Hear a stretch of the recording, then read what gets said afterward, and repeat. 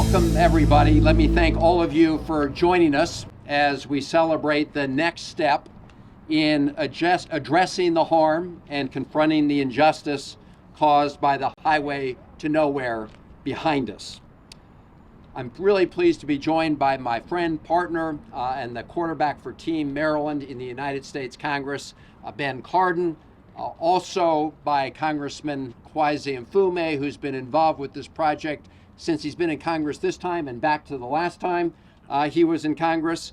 Dutch Ruppersberger, Congressman Ruppersberger, a member of the Appropriations Committee in the House, who's been very involved on the funding piece as well. And of course, the great Mayor of Baltimore, Mayor Scott. It is great to be with you and your team here today. We're also joined by some key people from both the federal and state transportation agencies.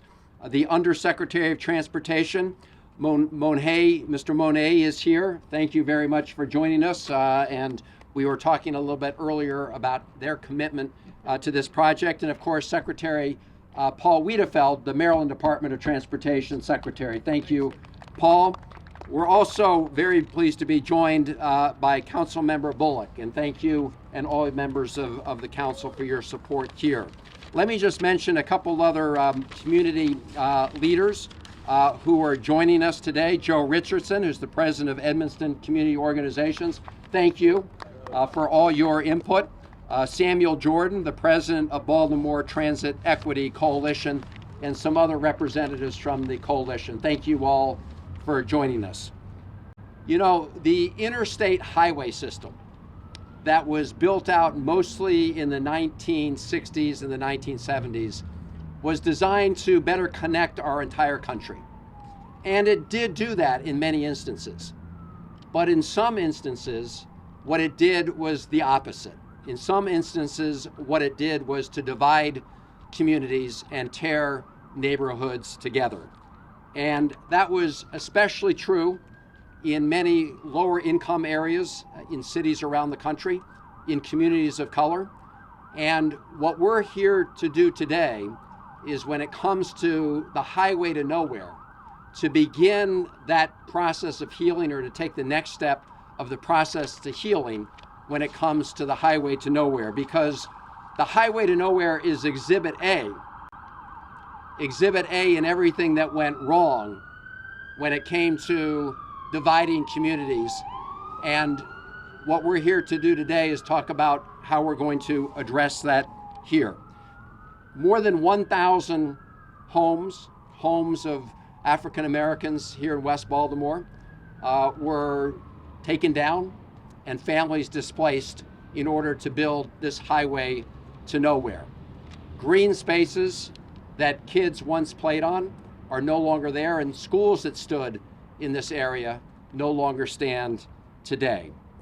And although the construction was ultimately halted, which of course is why we call it the highway to nowhere, the harm and damage was done.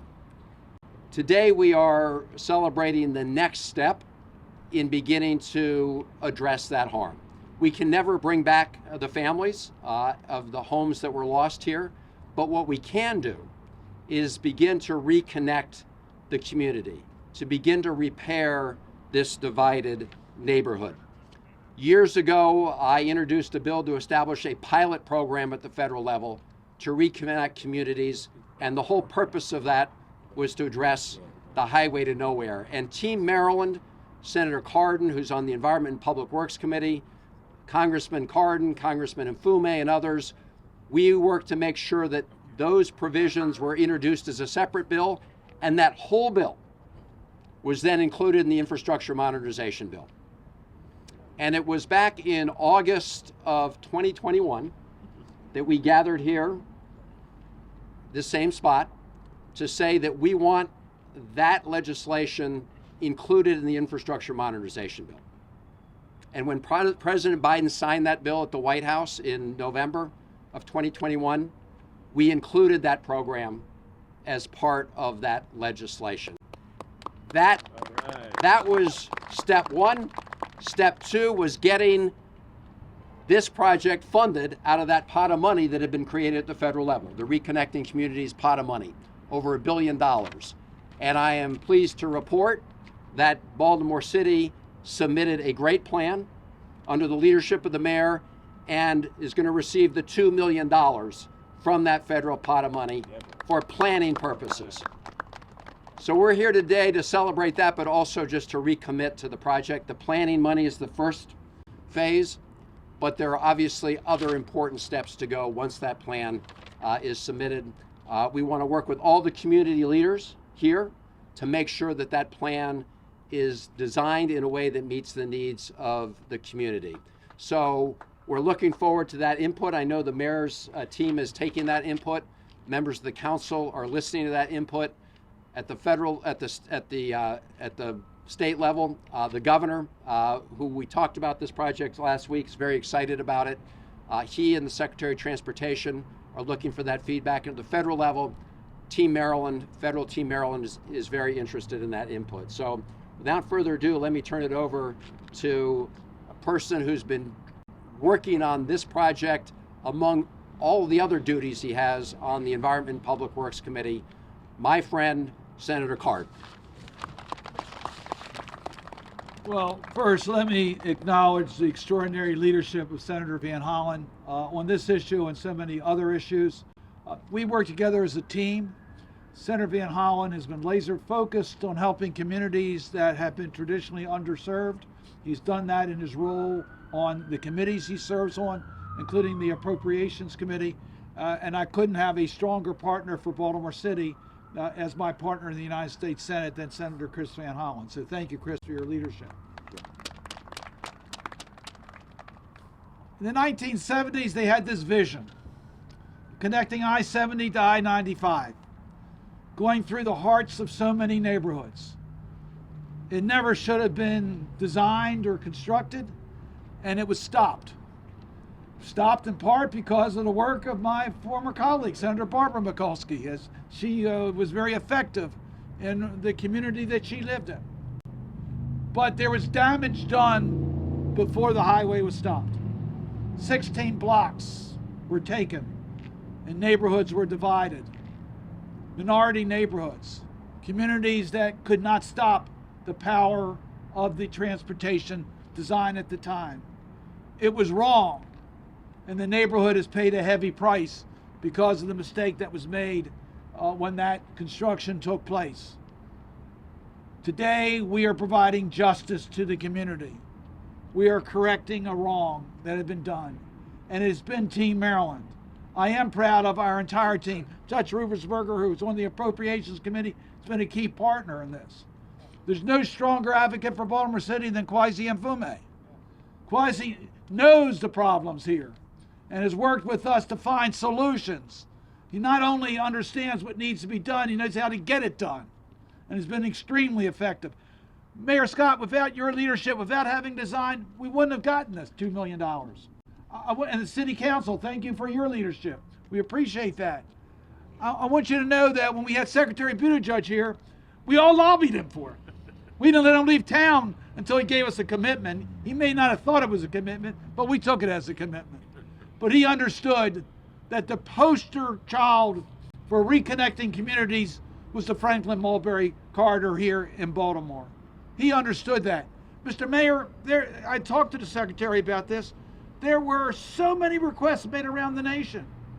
It was oversubscribed by 10-fold, 20-fold.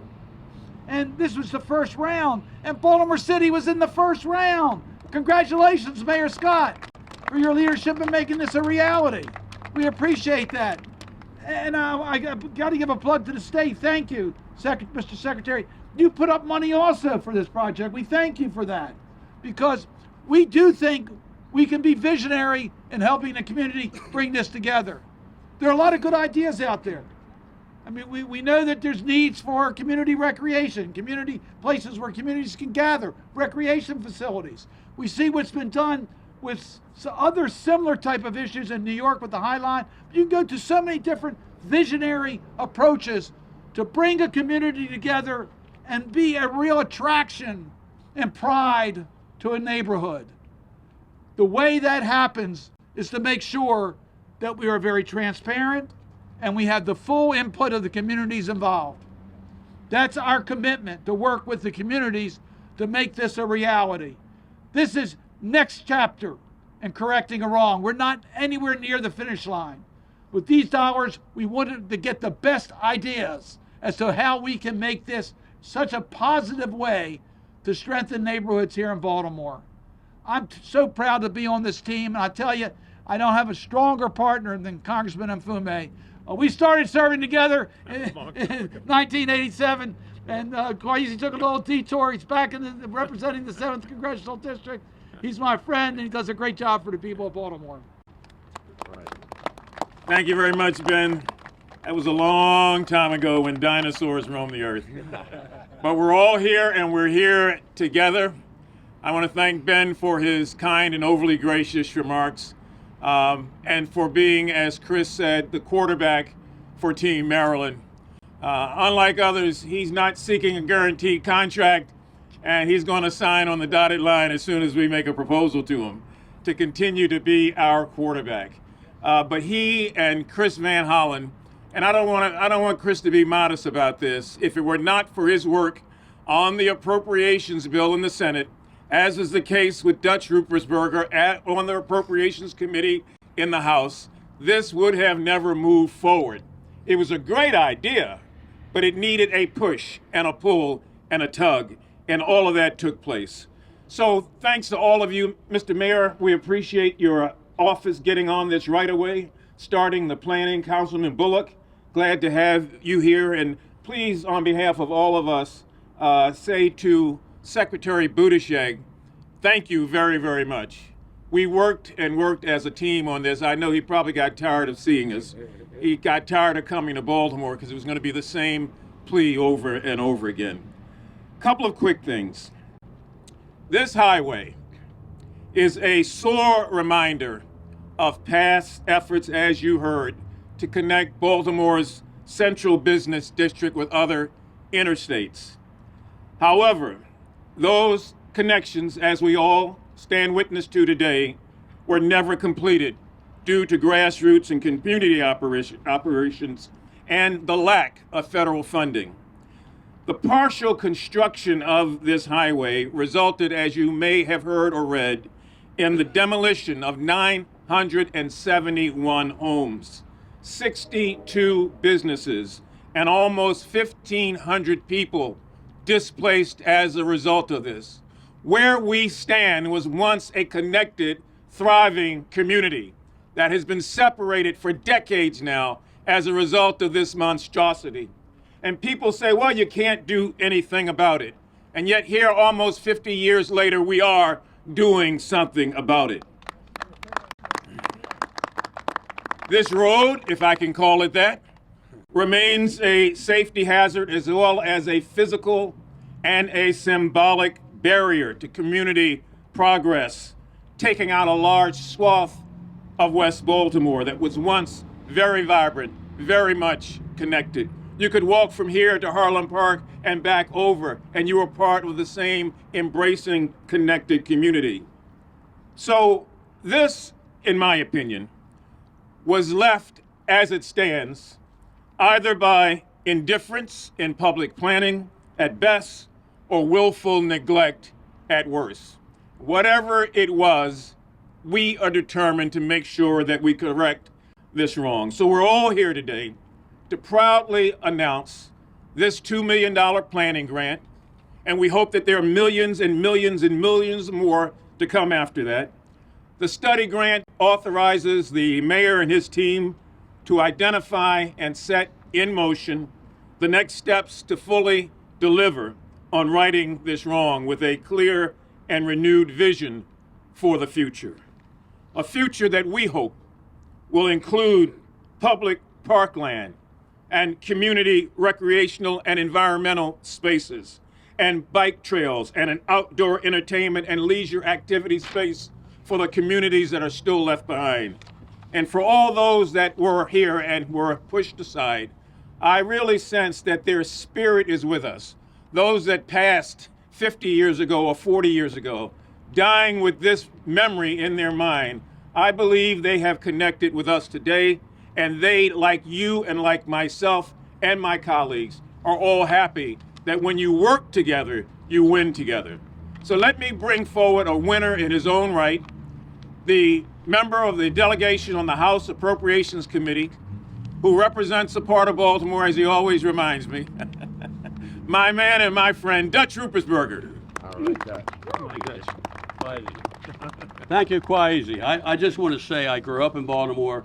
I went to City College. Anybody City? Yeah. Where did you go? And you know, Elijah Cummings went there too. But today is a great day for Baltimore. You know, this is a sunshine day. Love the weather. It's here for us, and we're all coming together to support something that a lot of people worked hard for. And we're really fixing something that occurred years ago, and it makes a difference. And we did it as a team, federal, state, and local. The bipartisan infrastructure bill is the gift that keeps giving. It was and is the largest investment in American infrastructure ever in the history of the United States, ever. The primary, and that's $1.2 trillion that we were able to move for the whole country, but especially Baltimore. The primary purpose, of course, is building new and rebuilding old infrastructure. But in this case, we're tearing it down. For too long, this highway has been both a physical and symbolic barrier to progress. During construction, and it was said before, but I'll say it again, 971 homes and 62 businesses were razed. One school was leveled and thousands of people were displaced. The funding is the start of a one-in-a-lifetime chance to undo the mistakes of the past. And this $2 million grant is hopefully just the beginning. The Inflation Reduction Act passed last year also has funding available to remove harmful infrastructure, and I hope we can tap into this as well. Our senators, Ben Cardin and Chris Van Hollen, you've heard what Chris's role was, what Ben's role was. They deserve our gratitude for getting this language in the bill that qualified projects like this for federal funding. And once they got on it, we got the team Maryland together, and we all supported it, maybe except for one, but I'm not going to get into that. And Kwaizi, you know, you championed the grant application, and we want to thank you for your commitment to Baltimore, as you always have. I just want to close by saying every good thing that comes out of Congress has been bipartisan. Bipartisan. This is another example. We must continue to come together, put politics aside, and do what is right for our country and our constituents. Thanks for having me. Now it's my pleasure to introduce our mayor, Brandon Scott. Brandon understands how important it is for all of us to work together, federal, state, and local. And Councilman, thank you too for all you've done. Councilman Bullock, and thank you for that. And did we have someone from transportation, the state of Maryland? Yeah. I've known you for a while. Does a great job for what we're doing. Now, the mayor works hard for our constituents, and I know that we're going to be behind you when you help put together and lead this project. Thank you for having us here. A great day in Baltimore City, and we're going to keep on rolling. Take care. Thank you, Congressman, and good afternoon, everyone. Good afternoon. Let me first start off by thanking the best delegation that a mayor can ask in the United States Congress, again, for always delivering for the city of Baltimore and the state of Maryland. Thank you. Let's give them all a round of applause. I often spend a lot of time with my fellow mayors, and I just hear them complaining all the time about not being able to meet with their congressman or their senator, not being able to get any funding, having all of these frustrations. They say, how do you deal with that? I say, I don't. I talk to my folks all the time. We meet with them all the time. But I think our residents should know how sometimes that's a rare thing for us all to work together around issues and highlight that. Again, making sure that we're focused on our residents and not ourselves. This is a historic day here in West Baltimore. As you know, we were here 2 years ago. And Senator Cardin, you said that once he got into office, you started to hit the Secretary Pete Buttigieg up about the highway to nowhere. I did it like 2 days before he got into office because they told me he was getting this. I was texting him saying, Pete, when you get there, Mr. Secretary, the highway to nowhere, there's no discussion, is the poster child when you talk about reconnecting communities and looking at these racist highways that were built in this country. So we are all here today because of that partnership. And this again shows what we can accomplish when we work together, federal, state, and local. And to our Transportation Director, Corinne Johnson, who will be leading this work. No pressure, ma'am. Thank you for being here.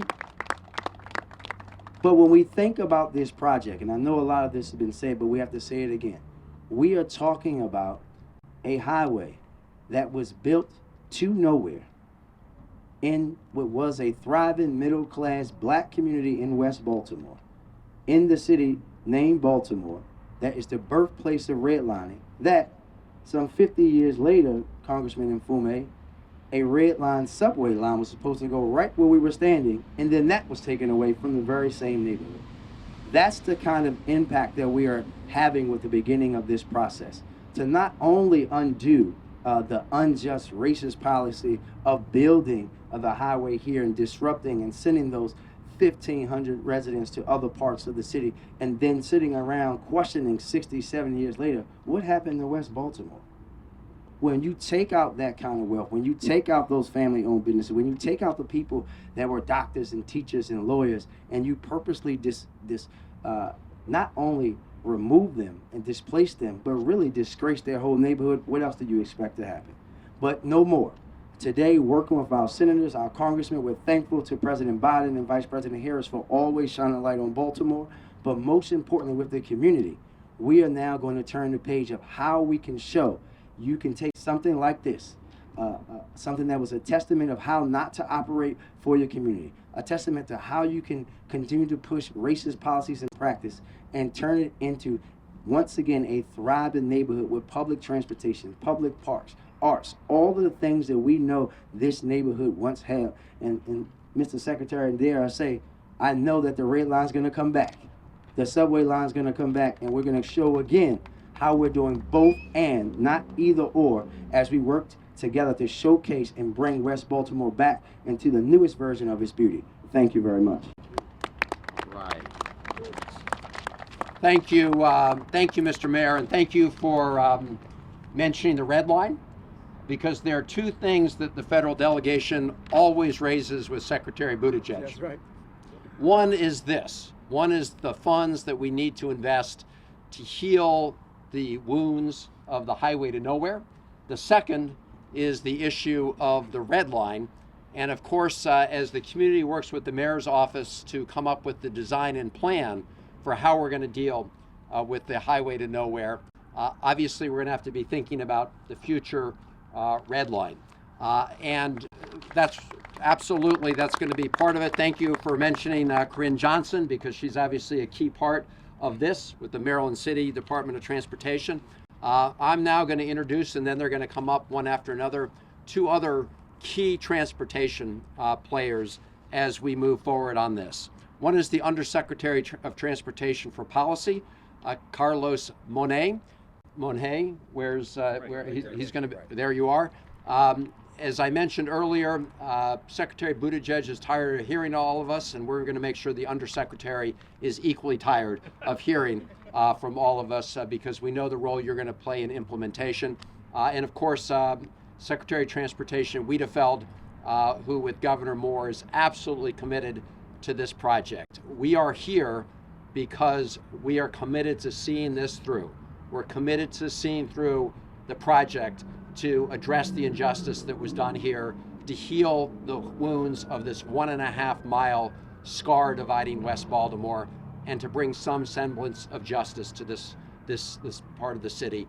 With that, let me turn it over to the Undersecretary of Transportation for Policy, Carlos Monet. As he's coming forward, I just really want to acknowledge the Biden administration. There was a lot done in the last Congress. Every one of the major bills, there was a social component to it.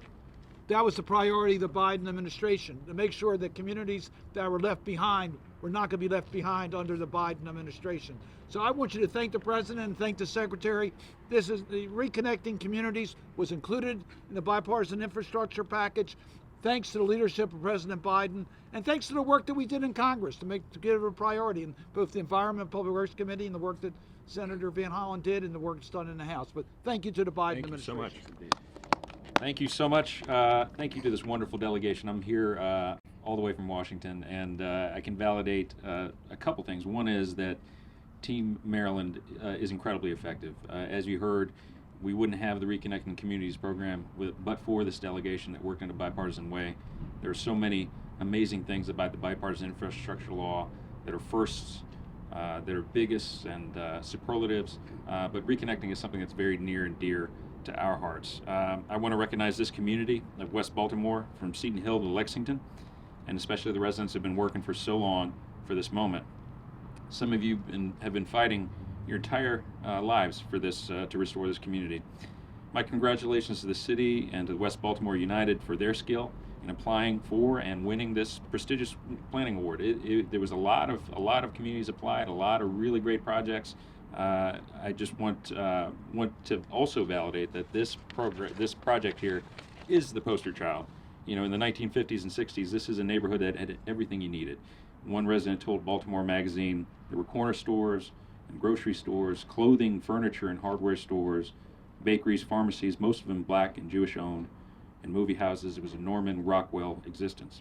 And that was before the city planners, informed by the legendary and infamous New York planner Robert Moses, set in motion a highway plan that would raise the 971 homes, 62 businesses, one school, displace thousands of people. And 50 years later, the community still hasn't recovered. This is a story that's played out in too many communities across the country, including my hometown of New Orleans. And 2 years ago, this exceptional delegation decided to do something about it. This is our first round of the Reconnecting Communities program, and we're proud to award this $2 million grant. It's a wonderful way to travel. Even on 295, when you come with a big check, people are excited to see you. And I want to emphasize the community-driven element of this that you heard from so many up here. It was a community that wasn't listened to when the highway came in, and in repairing that damage, that accident, that mistake isn't going to be recreated. This project is one of 45 that we're funding nationwide, $185 million from Alaska to Michigan to Ohio. Transportation is supposed to connect people, but in too many places, it did the exact opposite. Reconnecting Communities, along with companion money that's in the Inflation Reduction Act, is going to lead to projects like infrastructure removal, high quality public transportation, bridges, lids, linear parks, trails. We hope that the $4 billion awarded over 5 years are going to serve as catalysts for communities all across the country. This isn't about assigning blame for past decisions, but reckoning with those impacts and the history that we're still living with. DOT, Reconnecting isn't just a program, it is a way of life, and we are doing it across our programs. Secretary Buttigieg came to Baltimore in 2021 to announce a $22 million raise grant for the city for the East-West Priority Corridor project. And that grant is going to deliver 10 miles of dedicated bus lanes, improve accessibility for people with disabilities, and enhance safety for people who walk and bike. We're a little bit past the first year of implementing the bipartisan infrastructure law. We launched 76 newer expanded programs thanks to the resources and vision of the congressional leadership here. We funded 1,900 projects with our discretionary grants. That's on top of $82 billion in formula funds. We are, with our state and local partners, starting to repair 3,700 bridges already, improved 70,000 miles of road, and funded more than 1,000 zero-emission buses all across the country. So we've got on our team a running map of all the projects that we funded, and there's a dot for every project. Some of them are small, some of them are big, but there's so many of them, they're so densely packed that if you took away the state boundaries, if you took away the colors of the ground and the land and the sea, you'd still know exactly what you're looking at. It's a map of the country from the tip of Florida all the way to Anchorage, Alaska, and we're rebuilding this country and putting a lot of good jobs along the way. So congratulations again to everyone. It is a critical first step, and I told Secretary Pete that I was coming up here. He's very interested in seeing this project come to fruition, so congratulations. All right, thank you. Secretary Wiedefeld. Thanks, Senator. I'll be very, very brief. First and foremost, I want to thank the mayor and congratulate you for getting this grant. And we're kicking in $400,000. So we're very interested, obviously, in making this a success. I want to thank the undersecretary and obviously everything you do with us, working with us every day. It's fantastic that you're here with the dollars, so we appreciate that. And most of all, I want to thank the delegation. Obviously, the money is the one part of it. But what you've done is you've tackled a really tough issue, right? And you're standing up to it. And you're putting the dollars up with where you believe. So that's what's important here. It's a new day in transportation in the state. Governor Moore is focused on transportation, particularly transit and communities. And that's really what this represents. You mentioned the Red Line, this project itself. This is the future of what we want to do in the state of Maryland. And the governor's directed me to make sure that we're working with the communities to get there. So thank you very much.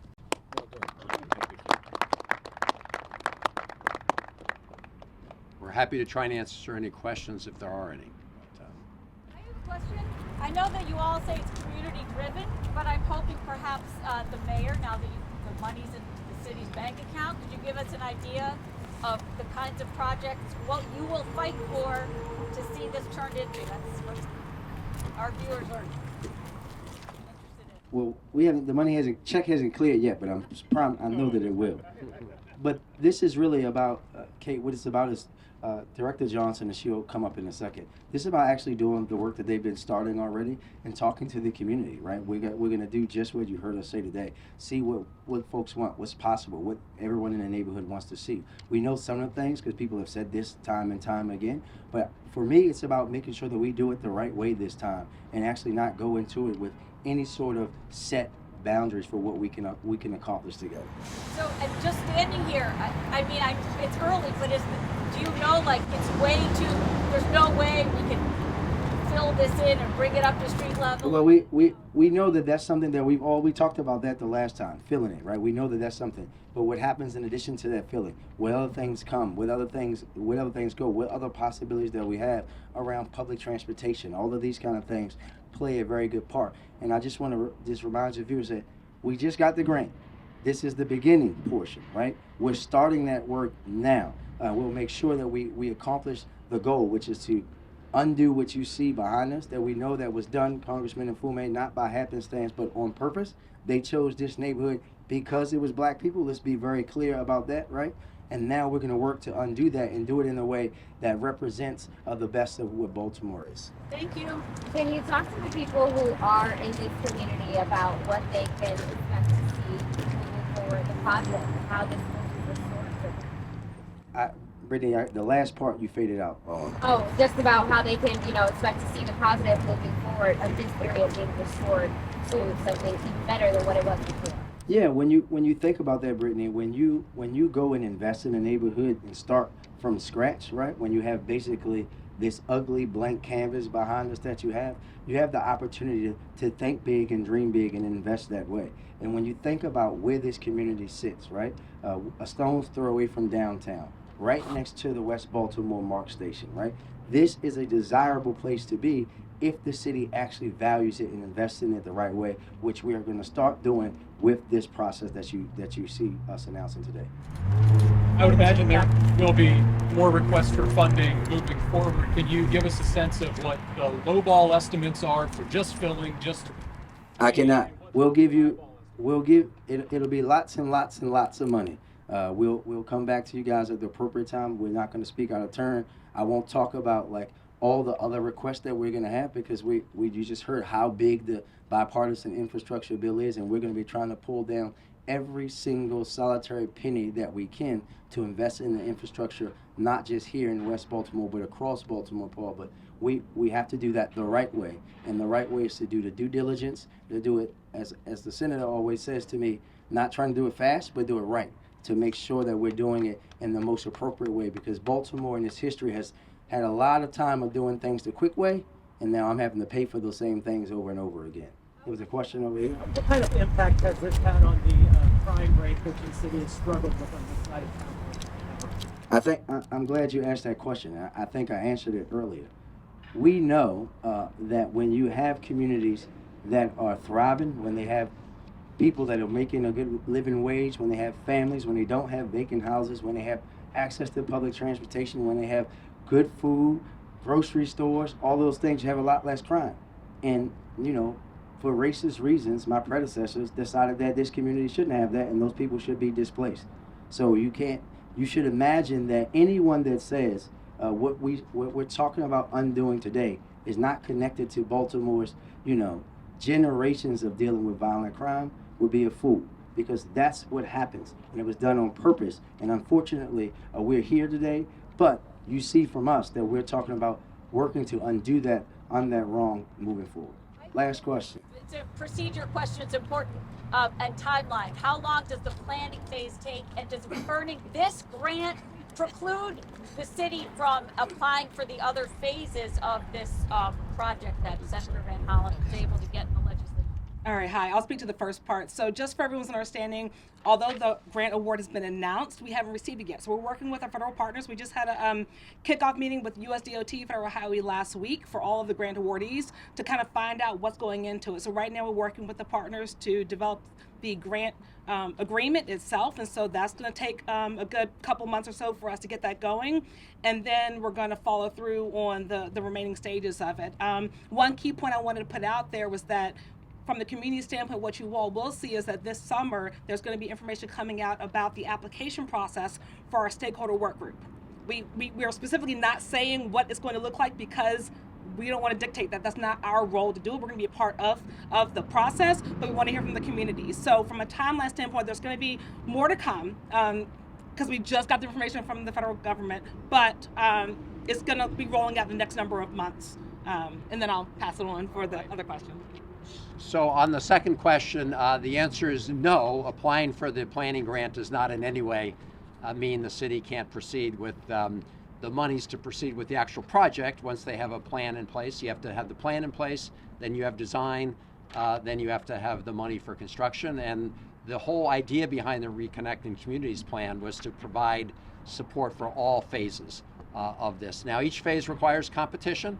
But as you can see, and you've heard from the Department of Transportation, this is a priority. And again, just while we have the Undersecretary here, reminding them that the reason this program is in the federal law to start with is because of the highway to nowhere here in West Baltimore. And lastly, understand that the infrastructure bill is a 5-year commitment funded. So there is a funding flow for the next 5 years under the infrastructure bill. Let me say one quick thing. To all the members of the press, one of your fellow reporters produced a rather stunning documentary on this whole highway to nowhere. His name is Sean Yos. I would really commend your attention to that, because then you get a chance to hear from the communities also that are most effective. Sean Yos, Highway to Nowhere. Thank you all very much.